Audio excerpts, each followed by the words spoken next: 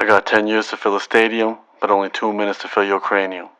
Humble the poet, signing in. A few nights ago at the American Music Awards, Selena Gomez gave a beautiful speech about her struggles with depression and anxiety. And now there's been news that Kanye West, someone who I heavily admire, was just handcuffed and taken to a local hospital here in LA for psychiatric evaluation. And when anything newsworthy happens, the social media starts to buzz, and you get to experience the spectrum of opinions from our best and our brightest, as well as our most ignorant and embarrassing. So when I was in university, I had to go to the doctors because I was feeling tired all the time and I was losing interest in things and I wasn't really motivated to do much. And after hearing me explain my symptoms, he told me that I might have a mild form of depression. I remember laughing and being like, "No, doc, I'm not depressed. I'm not sad about anything specifically." And he explained that depression can sometimes be more about the chemicals in our brain than the actual circumstances in our life. And he prescribed me antidepressants. So I started taking them. And the most vivid memory of that experience was that everything felt numb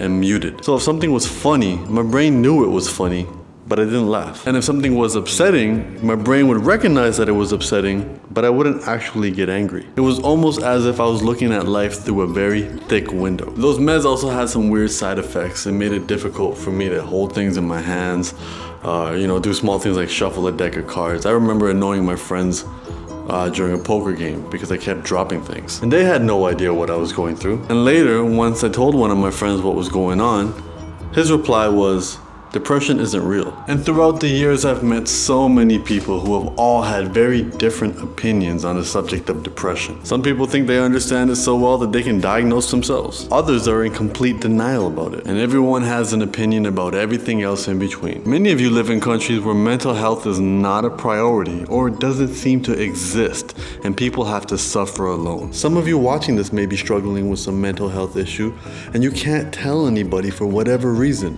So you're suffering alone. And whether that applies to you or not, we will all benefit from having an open and honest discussion about mental health. We need to understand how our daily decisions can impact our mental health. For example, social media. What I appreciate about Selena's speech was how simply and openly she spoke about it. She said, "I kept it all together where I would never let you down, but I kept it too much together where I let myself down." Everyone you see and walk by is carrying something with them, and that may be invisible to everyone else. Selena worked hard to give the impression that everything was wonderful, and that came at the expense of her own peace. That's important because I know most of you watching are also holding on to something. And it doesn't matter how wonderful your life might look and how juicy your bank account is and how many friends you have and how many followers you have. If anything, that stuff can add to the weight. Expectations, criticism, pressure, we all hold that in our chest, and not all of us know or can make the right choices to alleviate that. And if you read either of my books,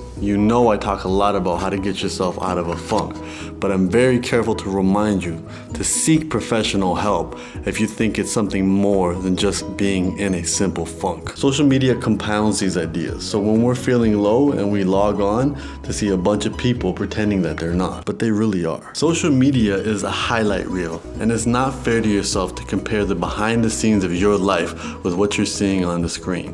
That's just gonna feed negativity. If you have the flu, you don't eat a chocolate bar to get better. If your emotions aren't where you want them to be, being on social media will not help. This also goes for the company you keep, the type of content you consume, and the overall environment that you're in. And I'm not gonna lie, the circumstances of your life definitely will impact how you feel about it. And to a point, we all have power to change the circumstances in our life. But that doesn't promise everlasting happiness. We can continue to tell ourselves that if we were only richer, prettier, had more followers, had more friends, had more fame, we'd be happier. And that makes it difficult for us to connect and empathize with other rich and famous celebrities who are going through things. Because people are people, and none of the rich, famous, and beautiful celebs I know are any happier than anybody else. If anything, most of those people live much more complicated, pressure-filled lives. And since they're popular, people don't even treat them like human beings when they're going through public struggles. And that doesn't help. That's an excuse to kick people while they're down. And unfortunately, that lack of compassion will always exist in our society. But you get to decide if you're going to be a part of that closed-minded, judgmental side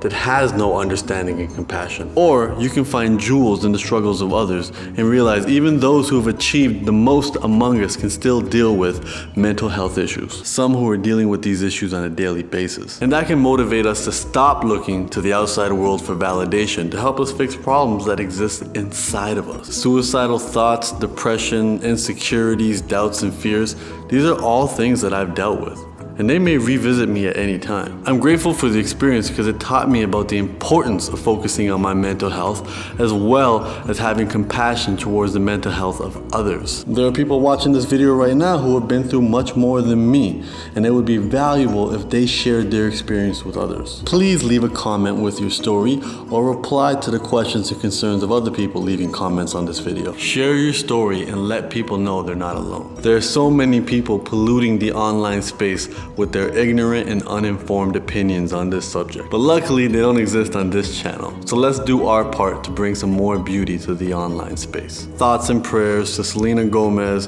Kanye West, Kid Cudi, and anybody else going through their own personal journey and struggle with mental health.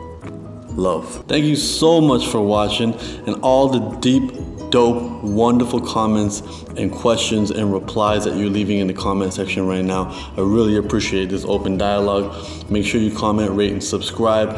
Share this video with people that you care about and people that you don't. Check out my last video right here.